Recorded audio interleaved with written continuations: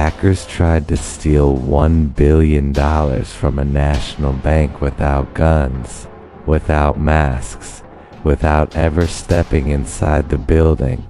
They almost succeeded, and the only reason they didn't was a single spelling mistake. Pause. This is the true story of the Bangladesh Bank Cyber Heist, a crime so silent, so sophisticated, that the victims didn't even know they were being robbed. Bangladesh Bank doesn't look like a target. No flashing lights, no gold vaults, no Wall Street skyscrapers. Just a government building in Dhaka, handling international transactions for a developing nation. But inside its servers lived something priceless: direct access to the U.S. Federal Reserve Bank of New York. That connection allowed Bangladesh Bank to move hundreds of millions of dollars across the global financial system. And someone was watching. For months, hackers silently studied the bank.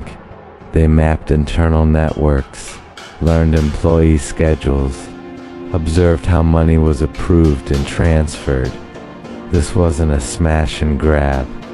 This was a siege. Sometime in late 2015, malware entered Bangladesh Bank's system. No alarms, no warnings, no explosions. The malicious code, logged keystrokes, copied passwords, learned transaction procedures.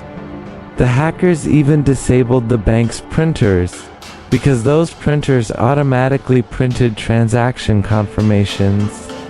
No paper, no evidence, no suspicion. By the time anyone noticed something was wrong, the hackers already had the keys to the vault. The date was February 4th, 2016. It was a Thursday night in Bangladesh. A Friday weekend was about to begin. Perfect timing. While employees went home, hackers logged in remotely and began sending fraudulent transfer requests to the Federal Reserve in New York. Each request looked legitimate: correct formatting, real authorization codes, proper routing. The goal? Transfer $951 million from Bangladesh Bank's account to overseas shell accounts. Nearly $1 billion from a keyboard. At the Federal Reserve in New York, automated systems processed the requests. Most went through. Millions of dollars began flowing toward accounts in the Philippines, Sri Lanka. Funds disappeared into casinos, currency exchanges, and fake charities. But then, something strange happened. One transfer request raised a red flag, not because of the amount, not because of the destination, but because of a word. One request mentioned a transfer to an organization with foundation in its name, except the hackers misspelled it. Instead of foundation, they wrote Fandation, a single typo. That mistake triggered a manual review. Federal Reserve employees paused the remaining transactions. By the time everything was stopped, $81 million had already been stolen. $870 million was saved.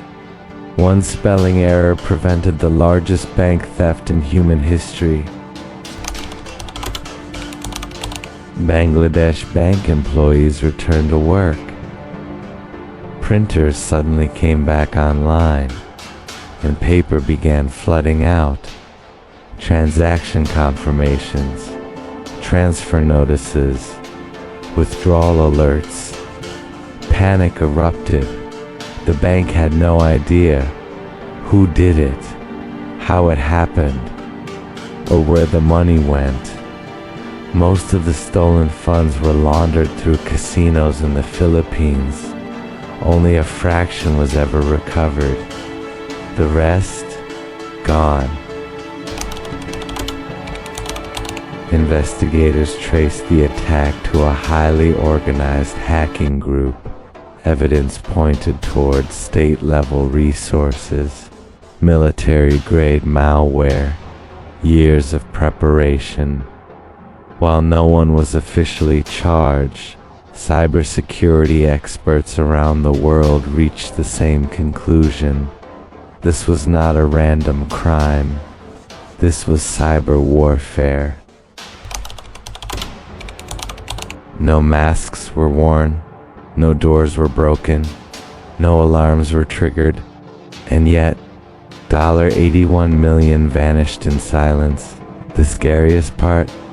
This wasn't the first cyber heist like this, and it won't be the last, because in the digital age, the most dangerous weapon isn't a gun, it's access.